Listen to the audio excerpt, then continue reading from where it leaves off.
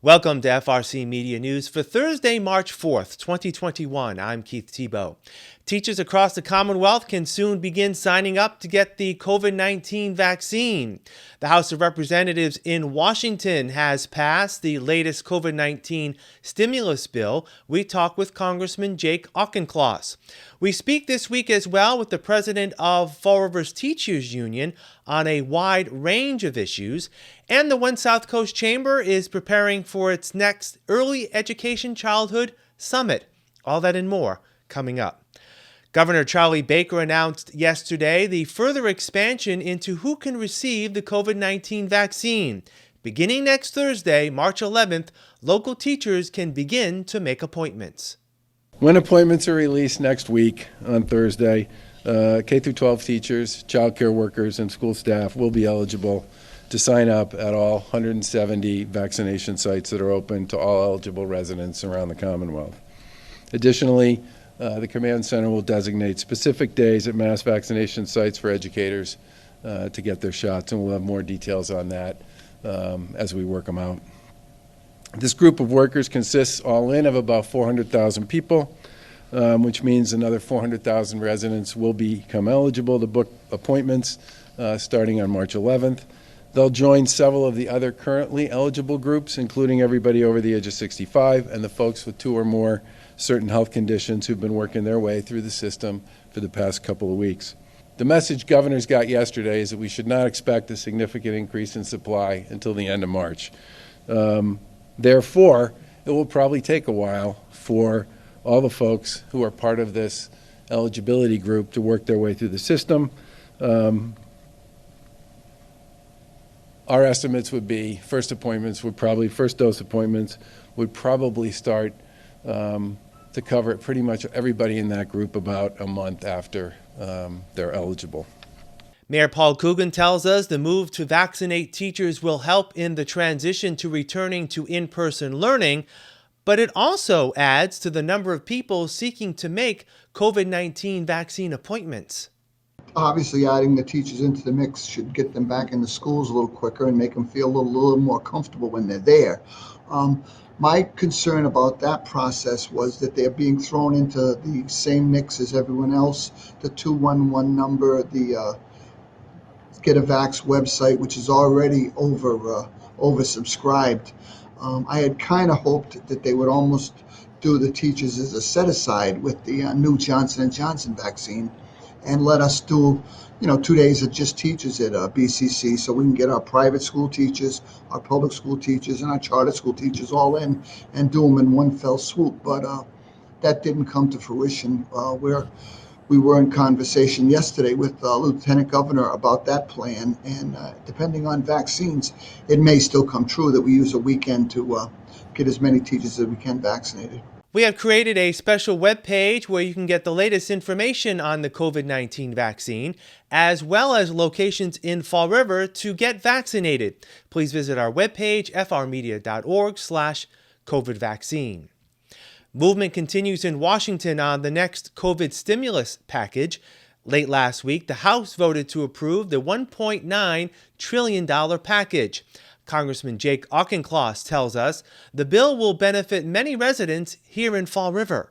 And just big picture, this bill really does 3 things. First, it ensures that we win the race between vaccinations and variants. We need to be vaccinating not just the United States, but indeed the world to prevent new variants from emerging that could become the next pandemic so that we can get this pandemic behind us and get back to normal. So this bill has significant money for vaccinations supply and distribution. That's number one. Number two, it provides direct relief to those who are hurting right now, families, businesses, local governments. And 3, it lays the foundation for a strong and equitable recovery to make sure that we are coming roaring back into 2021 and into 2022. This bill has a number of good elements that I, in fact, advocated for with leadership. One is relief for those who are struggling to pay water or energy bills for their homes, and relief for those who are struggling to make rental or mortgage payments. 2, expanded unemployment benefits, child tax credit, as well as $1,400 checks for most residents of Fall River. So we're going to provide directed, targeted relief right now in the depths of this crisis for those who are hurting. The bill will also provide funding for cities and towns impacted by a loss of revenue caused by the pandemic. The city could be in line for over $50 million in support. Mayor Coogan says if passed, the added funds could provide the city with an opportunity to undertake projects that have fallen by the wayside. I think it could put Fall River in a tremendous financial position. It'll be as solid as I've ever seen as long as I've been around, because that money is there's also substantial money going to the schools. And again, I think what we would do is working with Mary Sahadi and all of our financial people. We'd probably bring in some outside people to find the best way to give Fall River ratepayers maybe some relief, do some substantial work on infrastructure, correct some faults in some of our buildings, and all in all, take care of our streets, sidewalks, and make Fall River a better place to live.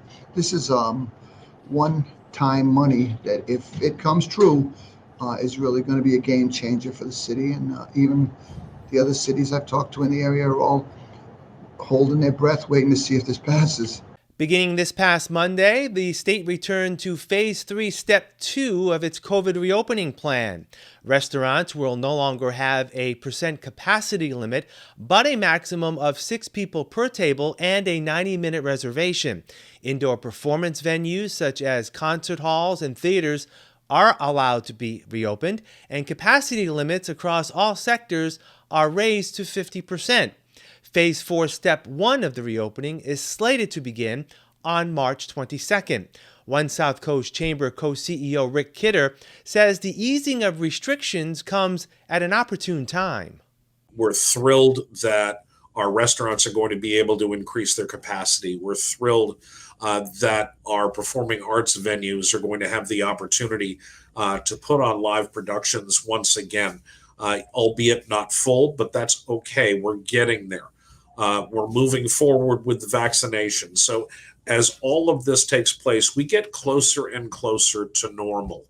And it's very important for all of us because in Bristol County alone, there was $600 million in tourism revenue that simply dried up and went away. And that's not all just tourism and hotels and restaurants. People come here, they drive here, they need a tire, they shop at our supermarkets. They're using our economy and putting money into our economy. So we're slowly getting ourselves back to the point where we're going to start to see visitors come again. We're going to start to see our own residents be able to enjoy the joys of our economy. And I couldn't hit at a better time because spring is about to spring. And when that happens, I hope we're going to be able to see a real uptick in economic activity. Fall River Educators Association President Rebecca Cusick joined us this week for a wide-ranging interview. Our first question was on the FREA's reaction to the controversy of inappropriate behavior facing School Superintendent Matthew Malone. We really haven't taken an official position as an association because we probably know as much as you do. We've not seen the report. We know what we see in the press about the comments that he's made, that he's owned, and we obviously don't condone that type of comment. But none of our members were ever interviewed as part of the investigation or were involved in the investigation. So for that point, we did not make a public position on this. We know that the school committee has has followed the process and issued what they believe is appropriate discipline. So we probably are just as informed about the nature of the situation as you are. All Fall River public school teachers have been working under the city's hybrid learning model since the beginning of the school year in September. Ms. Cusick says she's proud of how her members have adapted to a different learning model and the challenges that have come along with it.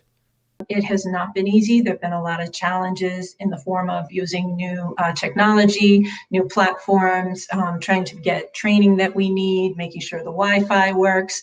But they've risen to the occasion. We've been, working out of the building since the beginning.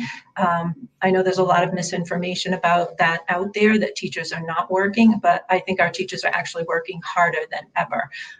We have many members who, were very concerned about the health and safety aspect of being in the buildings. There has been, a significant number of educators across the state of Massachusetts who've had positive cases of COVID, but again, how much we can trace to actually being shared in the buildings, it's hard to tell where it comes from sometimes. Ms. Cusick says teachers feel safer working in the schools now that the COVID infection numbers are on the decline, but they keep their eyes on any flare-ups. She also says it's been frustrating when the state changes the rules for teachers during the school year. This includes plans announced last week to seek that all elementary school students return in person sometime in April. School committees have the authority to make those decisions based on what they feel the needs of their particular district are. And by taking away that local control, the state is sort of usurping that power that, to say, here's what you're going to do. And no details have been worked out yet. We haven't seen what the commissioner is going to propose to the Board of Elementary and Secondary Education, so we don't know. Is that plan going to recommend keeping 6 feet? Is that plan going to, make everybody go down to 3 feet of social distancing, because they've sort of indicated that that's what they would like to see? So I think the devil is in the details. While we would love to have our kids back fully in person, I think there's a local control concern on the part of school committees, and I think that our teachers feel it needs to be done safely. We would certainly like to have the opportunity to have educators who want to get the vaccine as well, so that if we are fully in person, we feel a little bit more comfortable. Coming up soon is this year's round of Mcas testing. Ms. Cusick says she and other union leaders feel administering Mcas in this learning environment is a waste of time and resources. In a time where we are, lamenting lost learning or lost instruction time, we're going to take a significant chunk of time out of a kid's day to give them a test that we know is going to show different results than it did last year, given that their year has looked entirely different. So we believe it's a waste of time and a waste of resources. We do have a subcommittee of FREA members working on how to advocate for MCAS not to take place this year. I think, the millions of dollars are spent on that test every year, that's money that could be better used elsewhere throughout our schools this year. Looking ahead, Ms. Cusick is hopeful that learning will return to normal as soon as possible. She's also looking forward to negotiating a new collective bargaining agreement with the school committee. The union is currently working under an extension of the contract, which expired last summer. We, like you said, have been in bargaining mode for an MOA all year long. If the state again changes student learning time regulations, we'll have to do it a third time. So we've had several iterations of a memorandum of agreement that address our working conditions. We may be forced into doing that again, but our goal is to have this wrapped up, a 3-year successor agreement wrapped up by June. I'm stepping down in this position as president, and my goal personally is to make sure our membership is left with a 3-year contract before I exit this position. We'll have more FRC Media News right after this. The COVID-19 vaccine is here. The distribution of the vaccine is taking place in phases. Soon everyone will have the opportunity to get vaccinated. According to the CDC, getting the vaccine helps lower the risk of contracting COVID-19, along with reducing the severity of the virus if you get sick. It also protects your family and the community from infection. After receiving the vaccine, we encourage you to continue to wear masks, wash your hands, and practice social distancing. The vaccine is provided free of charge for all Massachusetts residents. Appointments are required. Find out more about when you can receive the vaccine and schedule an appointment. Visit mass.gov/COVID vaccine or by calling 211. Protect yourself and those around you. Stay informed. Secure your spot and get your shot. Get your shot. Get your shot. Get your shot. Get your shot. Here are some job descriptions on the latest hot jobs list from the Mass Hire Fall River Career Center. Hygienist, Cool Smiles Dentistry, located at 933 Pleasant Street, is looking for a full-time hygienist responsible for delivering direct dental care and associated services to patients under the general supervision of a dentist and for providing general support to the office. Job number 145-91206. Paraprofessional. Fall River Public School Department, located at 417 Rock Street, is in need of a full-time paraprofessional, directly responsible to the teacher for activities related to instruction and program implementation. Job number 145-86547. Front Desk Clerk.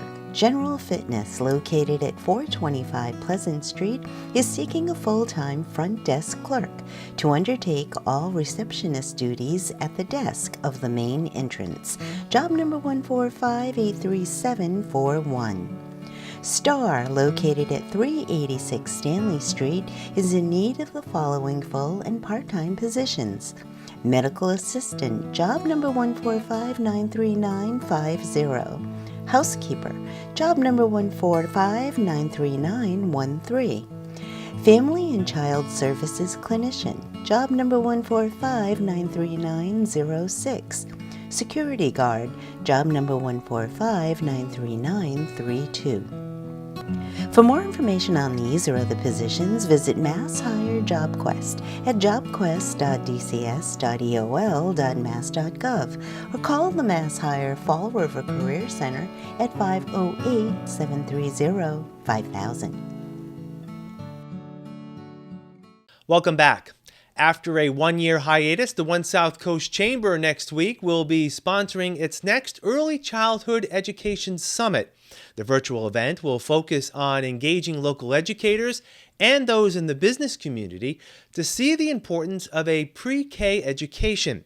Joanne Sprague, Executive Director at the Children's Museum of Greater Fall River, says there continues to be evidence and acceptance of the positive impacts of pre-K education. We now have the brain development, we have the statistics, we have the research telling us how important those first 5 years are. If a child goes into kindergarten not prepared, the consequences for life. So we want to look at that angle, as well as Rick said, our workforce for the future. I've been an early childhood educator for 50 years, and so I've seen it all, and I'm afraid, we've taken tiny steps, and those of us that have been in the field are just very excited that we have the attention of the legislators now and the business community. Chamber co-CEO Rick Kidder says it's important for the local business community to learn about the economic impact early childhood education plays within our region. And when you look at communities such as New Bedford and Fall River, where there is a greater potential that children who start behind have a tendency to stay behind, we find that as we embrace our goal of trying to lift the entire region economically, we have to begin at the beginning. We have to begin with the early childhood issue, because if we don't begin with that, then we are trying to play catch up all the way along. And all of this has repercussions in 100 different ways, not only our employers, but our judicial system, everything that goes along with it, all begins with that social emotional learning that comes at early childhood education. That's where we learn to share. That's where we learn to do good things. That's where we learn to be someone who grows into a good and productive adult. And all of that has an effect on our economy here. So we're looking at this as an economic issue as well as a personal issue. The virtual Early Childhood Education Summit takes place Friday, March 12th, beginning at 9 a.m. Registration is required and available at onesouthcoast.com. Students who were unsuccessful in their quest for a high school diploma can get another chance at improving their future through the Youth Education Employment Program at Sir Jobs for Progress. The free program is geared to those aged 16 to 24 looking to restart their educational journey. Students can apply to the program through the Youth Connections Initiative offered through Mass Hire. Coordinator Dawn Cordero says the goal of the program is to provide a personalized experience for each student to earn their high school diploma and create a path to a fulfilling career. We really try to individualize this program as much as we can. So when a student comes in, we review what their career goals are, what they hope to do once the program is completed, and we focus everything on that specifically. So if a student comes in and says, oh, I want to be a police officer, we will then focus on walking through the steps of that process, understanding exactly what that means in terms of education, and then connecting them to programs that will support them as they move on to the next step. So we really try to make it as individualized as we possibly can. And we do that. We're very fortunate in that the maximum class size for our students is 15. So we're really able to work with them one-on-one. We are a very small program, but we're a very focused program. Ms. Cordero says through the challenges caused by the pandemic, the program has been altered to meet the learning needs of its students. We are an adult education program, so our students are able to come into classes. We follow all of the state and federal guidelines in terms of COVID restrictions and COVID safety. We are fortunate. We have a committed group of core students who are with us and who have been with us through COVID. So they have been back to in-person learning in one form or another. We offer 3 currently. We offer in-person learning Monday through Friday, 9 to 1. We also offer a hybrid model, and we have a number of students who are participating in that now, where they do in-person learning certain days of the week, and then they do remote learning on the other days. And we have a wonderful teacher here who was able to support them both in person and remotely. And then we offer a completely online version now, which is new to the program. That actually came out of COVID. We had never done that before. Traditionally, we're an in-person program and always have been, and that still remains our focus. But due to COVID, we have kind of had to adapt, as everywhere has had to. And we have now offered a virtual option, a solely virtual option for the program. Even after the student has earned her high school diploma, the program will also help students continue on with their education. Organizations like BCC is such a vital asset to this community. It really is. I was an alum, I went there, and having that connection, they've come in, they've talked to our students, being able to use resources through the campus and to make the connection with you and make the connection with different programs there is really a vital part of what we do. And if that's the next step our students are taking in the process in looking at college, we work with them on financial aid. We work with them on filling out the FAFSA. We work with them on their applications. We work with them on deciding what school. We never tell our students that they're limited in anything that they want to do. Okay, what schools do you want to go to? Are you looking at a 4-year or a 2-year? We talk about expense and what that expense is going to mean. We look at trade schools because we definitely don't want to leave those options out, schools like MTTI, and we look at local CNA programs, whatever they want to do moving forward. And if they don't know, we help them figure that out. Okay, what are your areas of interest? And how can we connect with community partners to focus on those areas of interest and help you move forward? Ms. Cordero says she works with local social service organizations to identify and recruit students. For more information on the Youth Education Employment Program at SARE Jobs for Progress, you can call 508-676-1916, extension 32. We'll wrap up FRC Media News right after this.